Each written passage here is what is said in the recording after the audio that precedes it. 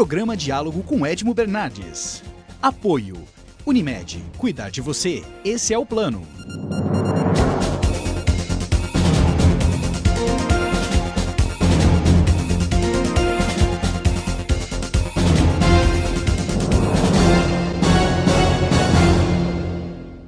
Olá, boa noite. Nós estamos recebendo no programa de hoje a economista-chefe da XP Investimentos, Zeina Latif.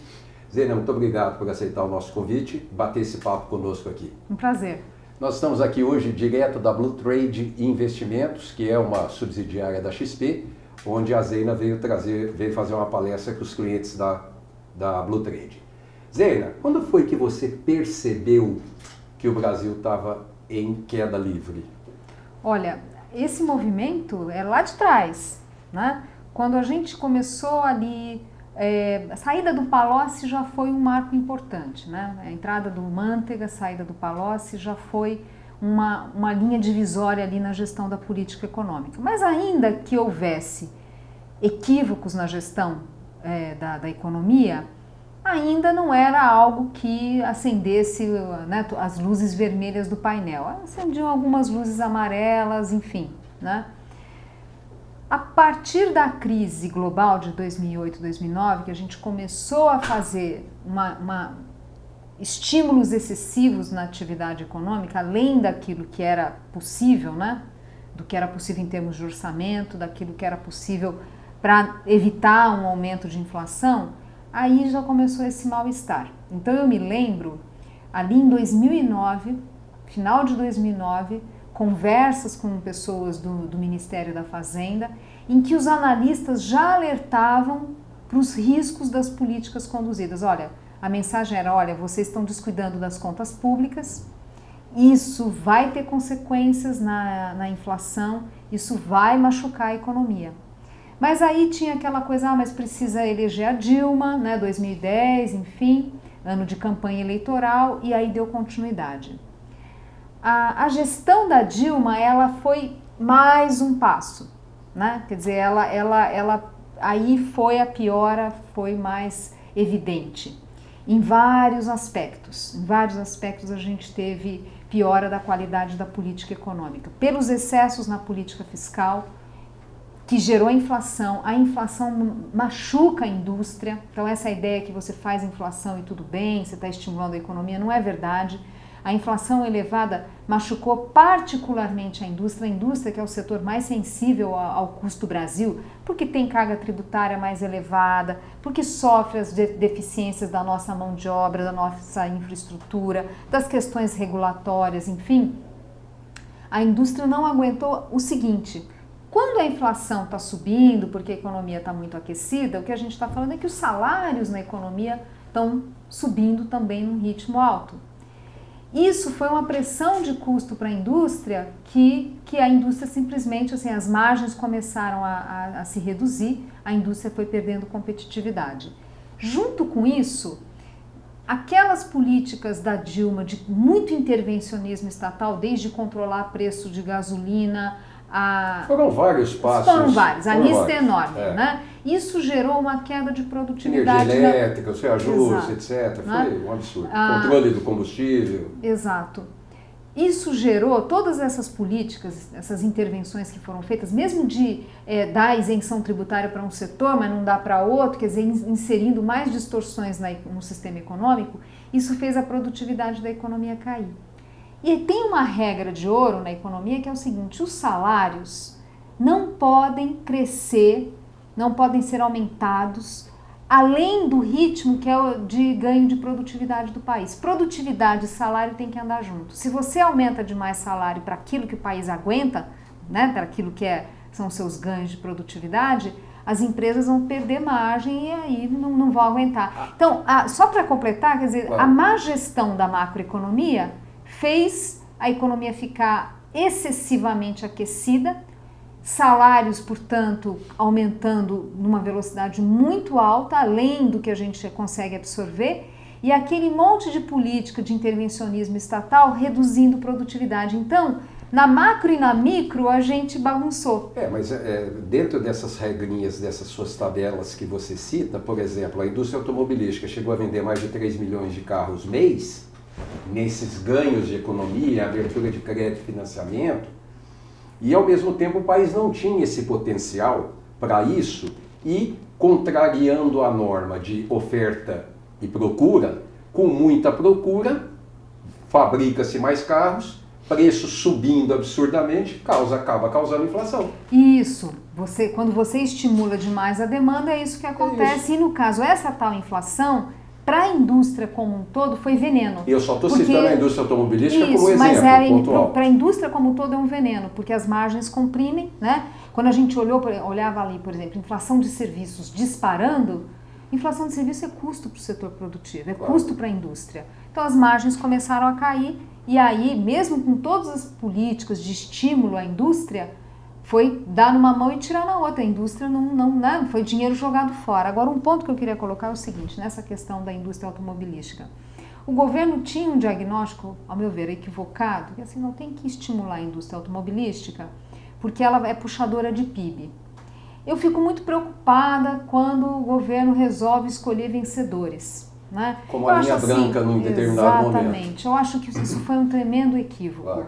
Né? E gerou uma distorção de alocação de recursos na economia, quer dizer, está pondo recursos aonde não era o ideal. Quer dizer, tem que deixar a economia encontrar aonde é o setor ideal. Né?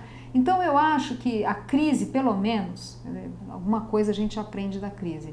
Essa crise tão dura, pelo menos duas lições importantes. Primeiro, não brinque com a macroeconomia.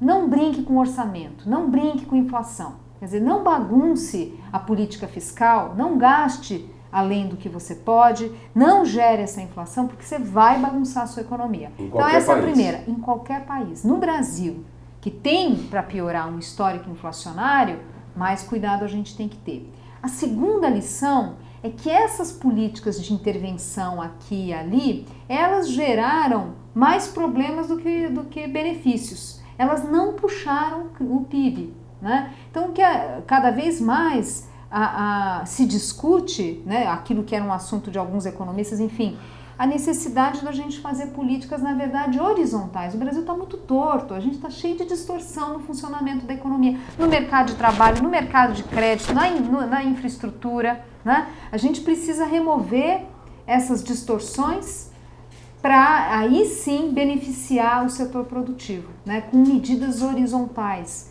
E o Estado entrar realmente aonde onde não é interesse da iniciativa privada, o que os economistas chamam de falhas de mercado e tal. Então, não é uma defesa necessariamente de um Estado pequeno, não é necessária. Nós precisamos de um Estado forte, né? Agora, para ser forte, ele também tem que estar com as contas em dia, né? Eu vou chamar o nosso intervalo, daqui a pouquinho nós estamos de volta. Até já.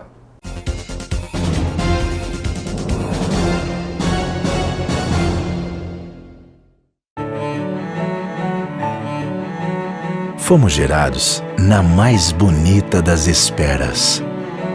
E ao nascer, ganhamos de presente a vida. Para desfrutá-la, é preciso apenas uma coisa: saúde. E colocarmos em prática a nossa vocação, que é cuidar. Hospital Unimed Ribeirão, um marco na saúde de todos nós. Voltamos a apresentar Diálogo com Edmo Bernardes. Apoio Unimed. Estamos de volta com o segundo bloco do programa. Zena, eu estou um pouco preocupado com a economia está melhorando, as coisas estão melhorando. Porque o que o consumidor, o que as pessoas pensam, é que então se está melhorando, já podemos mandar bala e essa melhora está aí na porta da gente. E eu não vejo isso, quer dizer, pelo menos eu não imagino isso para esse ano. Eu imagino, se é que eu posso dizer, e é isso eu te peço, porque você é a doutora no assunto, eu posso imaginar que nós deixamos de cair.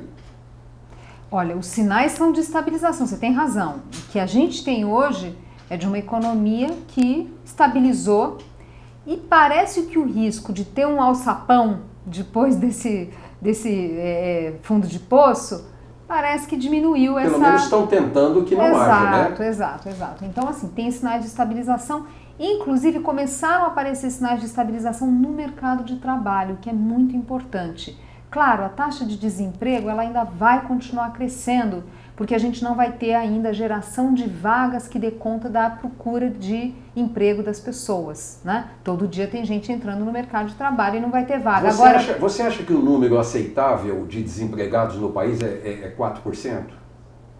É um número de taxa aceitável? de desemprego? Olha, quando estava naquele período de superaquecimento, a Dilma, na verdade, a gente chegou a ter taxas abaixo de 5%.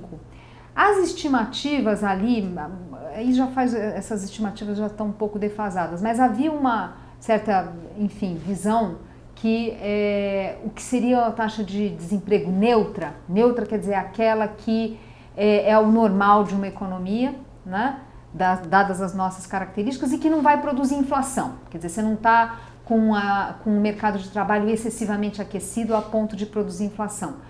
A estimativa é que devia estar em torno de 6% essa taxa neutra. Então, difícil a gente saber qual que seria nos dias de hoje, mas talvez 4 seja baixo demais para a nossa realidade, né? Até porque... Agora, hoje a gente está com 13, né? Agora, o ponto que eu acho importante, está com 13 e pode subir mais. Você acha? Agora, pode subir mais. Mesmo fevereiro tendo apresentado um aquecimento? Mas esse é o ponto.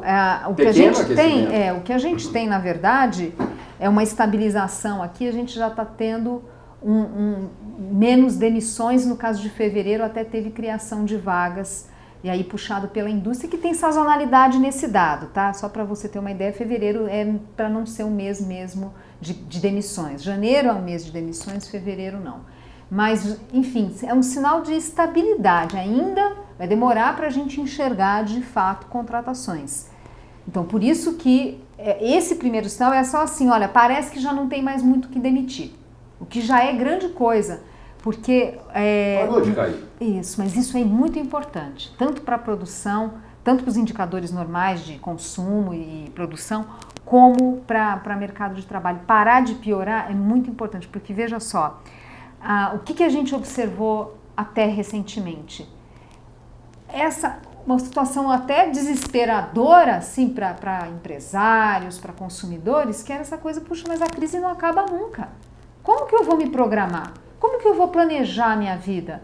Como que eu vou planejar, vou administrar a minha empresa e tomar decisões se eu não consigo nem saber que hora que bateu no fundo do poço? Como é que você vai orientar os seus investidores da XP e da Blue Trade? Como é que você vai orientar no que fazer e aonde ir? Por um bom tempo, quer dizer, a gente tem aí mais de 2 anos de recessão, por um bom tempo a nossa palavra foi de cautela. Olha aqui, nós temos uma crise que é grave, foram muitos erros de política econômica, não vai ser fácil sair.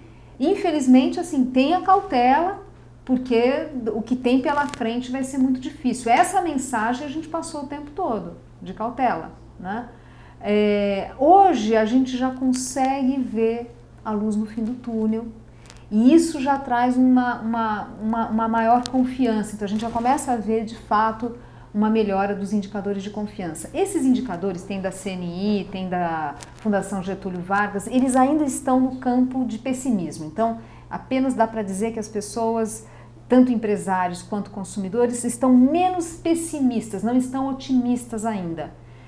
Porque 2017 é um ano de transição. A gente ainda tem que aprovar a reforma da Previdência. Segundo, o efeito do corte de juros, que ainda está em curso, o Banco Central ainda tem muito para cortar juros, a taxa de juros ainda é elevada, a taxa Selic, que é a taxa básica da economia, está em 12,25, é um patamar alto ainda, a gente acha que vai chegar a 9 alguma coisa no meio do ano, mas enfim, tem ainda esse ciclo de corte de juros.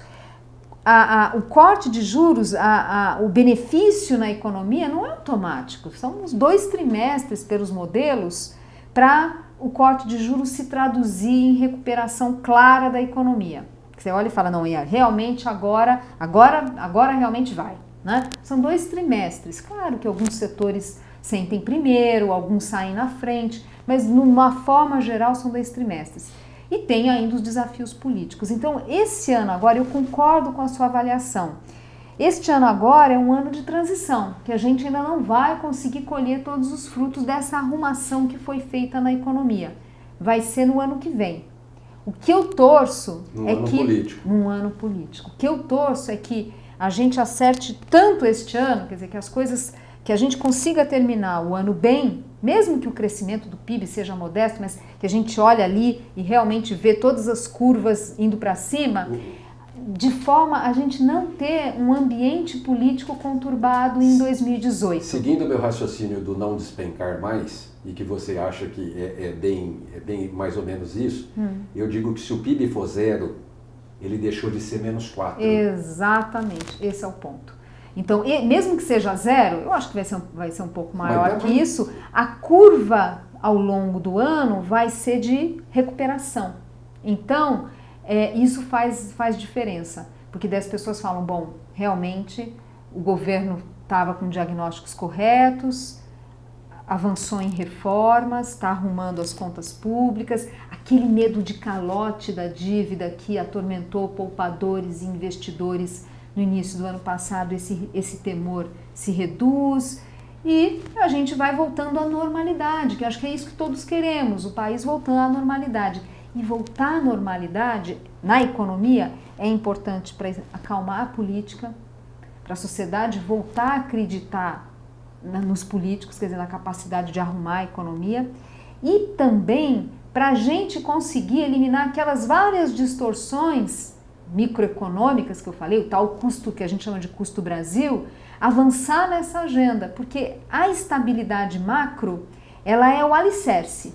Agora, construir a parede do crescimento, né, subir essa parede, são essas agendas de melhorar o ambiente de negócios, a vida do empresário no Brasil é infernal. Começamos já a ter alguma coisa, né? Foi aprovado, pelo menos essa primeira proposta de terceirização, né? Ainda não vai para a sanção presidencial, mas enfim, que é uma discussão importante, né? Nessa questão das distorções do Brasil, a gente tem um mercado de trabalho que funciona muito mal. Eu vou chamar nosso intervalo, eu quero falar com você sobre a reforma trabalhista.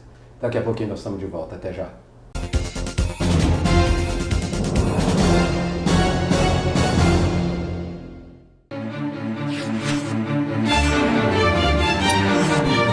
O que você vê e sente, reproduzimos com fidelidade no papel. Em revistas, livros, catálogos, tabloides, agendas, calendários, embalagens e impressos customizados. A criatividade não tem limites. O nosso desempenho também. Você imagina, a gente imprime. São Francisco Gráfica e Editora. Ligue 2101-4151. O maior e o mais completo parque gráfico do interior. Este é o Araújo, leitor dos classificados. Viu a oportunidade perfeita e já trocou de carro. Laura, sempre antenada ao mercado financeiro. No caderno de economia, viu a melhor oportunidade para investir. Walter, garoto antenado, viu a dica certa no caderno C para curtir o final de semana. Faça como eles. Assine o jornal A Cidade, a partir de R$ 23,90 mensais. Consulte também as ofertas com revistas Abril. 0800 775 7575. Leia, assine, anuncie. Voltamos a apresentar Diálogo com Edmo Bernardes. Estamos de volta com o terceiro bloco do programa, papo gostoso com a Zeina. Faz tempo que eu te disse que faz tempo que eu queria estar com você. Eu vi o Carlos Alberto Sadenberg fazer um comentário muito importante e eu achei extremamente pertinente. As leis trabalhistas no Brasil não deixam nenhum segmento e nenhum empresário trabalhar em paz. Aliás, há que se dizer e chamar empresário e perguntar o seguinte: você dorme gostoso com essas leis trabalhistas? Quer dizer, elas acabam interferindo também. Olha, é natural que o Estado, de alguma forma, regule o mercado de trabalho. É natural, estabeleça ali algumas regras, enfim. Tem países que regulam mais, países na Europa regulam mais. Estados Unidos não regula, eles deixam solto. E é uma economia, obviamente, mais vibrante. O que funciona?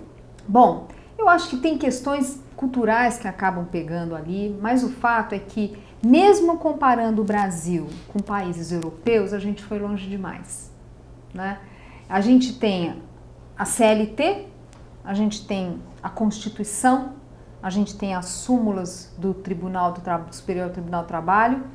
Então, é um emaranhado de regras, uma complexidade enorme, né? Com muita insegurança jurídica. Então, um empresário, quando emprega alguém, quando contrata alguém, já tem que pensar que aquilo lá pode virar um passivo trabalhista no futuro. Então, ainda que as nossas leis possam ser bem intencionadas, né, essa filosofia de querer proteger demais prejudicou. Eu acho que houve um momento que houve exagero, sem dúvida nenhuma, por parte do empresário em trabalhar ilegalmente fora da lei. Chegou num momento que a Justiça do Trabalho, essa é minha visão, a Justiça do Trabalho continua vendo isso e não é mais essa verdade. Os empresários estão tentando trabalhar dentro da lei, diminuir os foras da lei, mas a Justiça continua penalizando os empresários de uma maneira geral. Mas o problema é que penaliza o trabalhador, porque Sim. a gente podia estar gerando muito mais Sim, emprego. sim. Então, se você tem regras mais flexíveis, que dá para discutir jornada de trabalho, ainda mais que nós não somos uma economia industrial, aquela do passado, né? A gente tem uma economia no setor de serviços cada vez mais vibrante, enfim, que são outras regras, são outras necessidades. Não precisa aquela lógica de bater o ponto. O setor de serviços é outra, tem que ter mais flexibilidade. Então, só para dar um exemplo aqui. Então, O setor de serviço é o mais penalizado desse país. exatamente. E é o Só que que é o mais que mais emprega. gera emprego. Então, É. assim, a gente precisa reduzir a complexidade do sistema, a gente precisa reduzir a insegurança jurídica, né? Porque o que acontece quando o nosso judiciário acaba tendo essa postura de mais intervenção no mercado de trabalho, ele também, infelizmente, acaba estimulando posturas oportunistas do trabalhador. Muitos trabalhadores têm postura oportunista. Por isso que eu digo para você que o empresariado já não procura mais trabalhar fora da lei e a lei da terceirização vai cair que nem uma luva.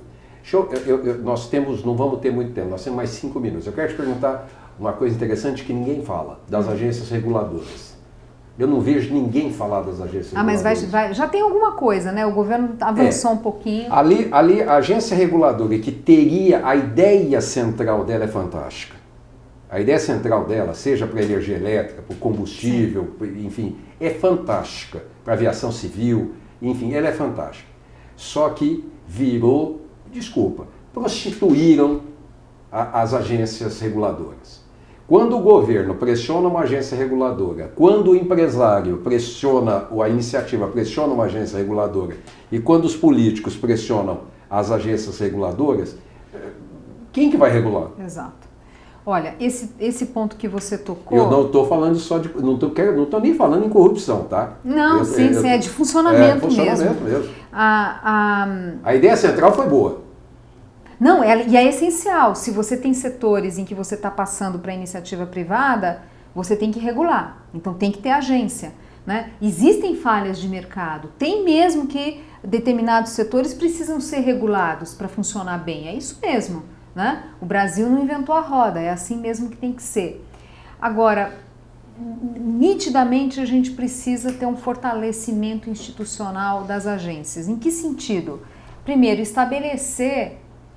definir claramente o seu papel. Por exemplo, na questão da infraestrutura, você tem várias agências, vários órgãos que têm que dar autorizações para fazer investimento em infraestrutura, mas os papéis não estão bem definidos, aí o funcionário tem até medo de dar um aval, dar uma autorização para uma determinada obra e ter um processo nas costas lá na frente. Então os papéis não estão definidos, os processos, cada um faz de um jeito, não tem uma uniformidade nos processos. Isso acaba também despertando o TCU, que muitas vezes manda parar uma obra porque tem alguma coisa que não funcionou bem, coisas que poderiam ter sido evitadas se as agências reguladoras funcionassem bem. Ou a Polícia Federal, né? Exato.